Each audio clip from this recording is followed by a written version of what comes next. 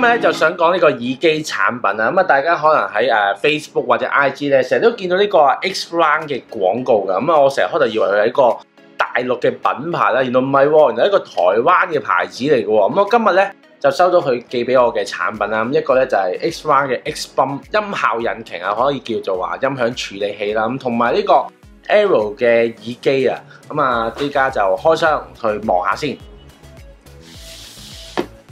好啦，咁啊，首先咧就開箱 X-Bump 先啦。咁我發覺呢間公司 X-Round 咧嘅設計啊，包裝上嘅設計咧都幾靚仔嘅喎。咁尤其是呢個面頭啊，因為佢用咗透明嘅設計啦，咁所以咧一開嗰陣時咧就會見到啲顏色咧好似走馬燈咁樣咧喺度走下走下，咁啊幾得意個呢個設計。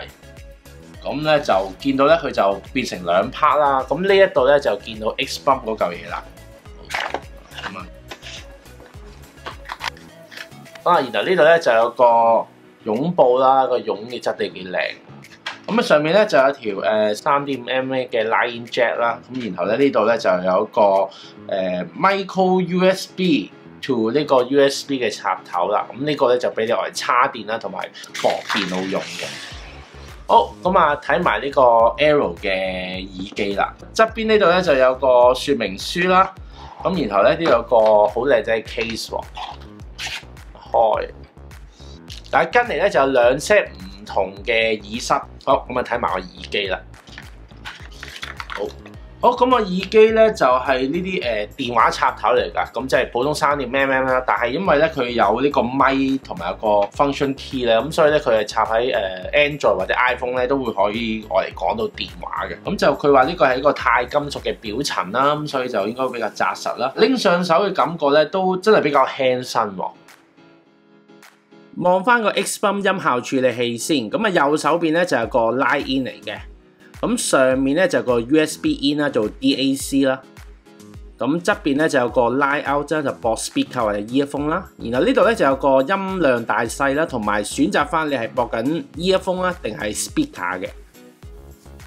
首先試咗用個 Line In 嘅接駁方法啦，咁好簡單啦，駁電話，然後呢度咧就插個 earphone 啦，就拍翻去 earphone 嗰邊啦。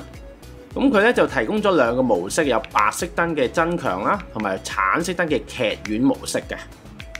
好，示範埋呢個 USB 嘅 DAC 模式啊，咁啊插 Micro USB 啦，然後呢度插翻個 Line Out 啦。咁我今次插 speaker 嘅，咁所以下面咧就撥向左啦。咁喺 MacBook 裏面咧，有即刻出現到 X-Bump 呢個裝置啦。今次咧就用咗 Fortis 嘅 PM0.3 嘅 Active Speaker 做個測試嘅。先講下白色燈嘅增強模式啦，其實一撳咗之後咧，你已經感覺到成個音場咧係闊咗好多噶啦。咁呢個中音同高音嗰部分咧係細節係明顯加強咗嘅。喇叭嘅聲音由正前方咧模擬到好似喺個耳仔左右側邊發聲咁，到橙色嘅劇院模式啦。咁一撳落去咧，嗰個包圍感咧就更加強啊！模擬環繞嘅感覺咧就比之前嗰個更加深、更加明顯嘅。用咗呢個模式嚟睇起咧，就增加咗現場感啦。咁啊啱晒啲細嘅喇叭啦，同埋比較窄嘅空間咧，模擬出大喇叭嘅感覺啊！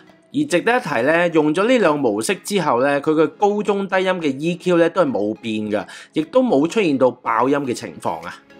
除咗睇戲聽歌之外，當然可以用嚟打機啦，用嚟玩食雞，增加咗現場感啊，更加正啊！好啦，輪到呢個 In-Ear 耳機啦 ，Aero 啦，咁啊我就拎上手嘅感覺咧，其實真係比較輕身嘅。咁佢有一個咧8mm 嘅單動圈嘅設計啦，咁啊試戴下先，都幾舒服嘅都，因為佢可能輕身同細粒啦。咁咧佢聲稱呢隻耳機咧就係一個叫做空氣力學嘅設計啦。咁啊不過呢啲都係一個名稱嚟㗎啦，咁所以我唔太多講，不如直接去試聽個音樂最好㗎啦。呢隻耳機嘅定位好明顯係聽人聲同埋樂器㗎。音場咧就唔算太厚嘅，不過高音同中音嘅分析咧係非常之好嘅，而我幾欣賞呢個耳機嘅高音表現啊！去到高位嘅時候咧都冇失真啦，同埋冇爆音呢個問題啊！試聽咗唔同嘅歌曲之後咧，發覺呢個耳機咧整體嘅音色咧都係偏冷嘅，咁所以咧聽爵士啊或者聽古典音樂咧係最適合嘅。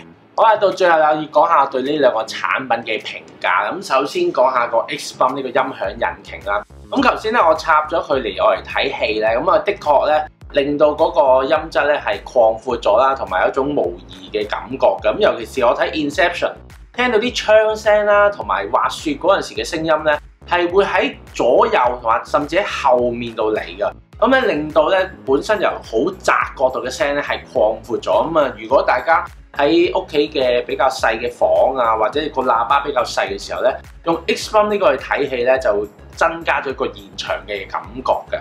咁而到呢個Aero 嘅耳機啦，佢個低音咧就真係略嫌不足啦。反而佢個高音同中音咧，佢分析力係非常好。咁所以咧，我覺得如果大家係聽呢個吉他聲啊、聽 Jazz 啊、聽 Blues 嘅時候咧，我覺得 Aero 呢個耳機咧就比較適合你啦。好，咁啊，今日暫時講住咁多先。如果大家有啲咩問題咧，可以喺下面留個 comment 俾我，或者 Instagram 度揾到得。最重要就係繼續支持我 subscribe 個 channel 啊！拜拜。